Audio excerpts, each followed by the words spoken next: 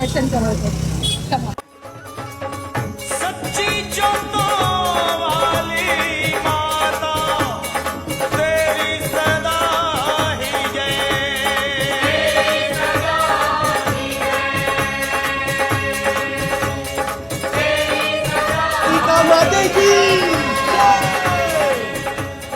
Finally आमचं दर्शन झालेलं आहे.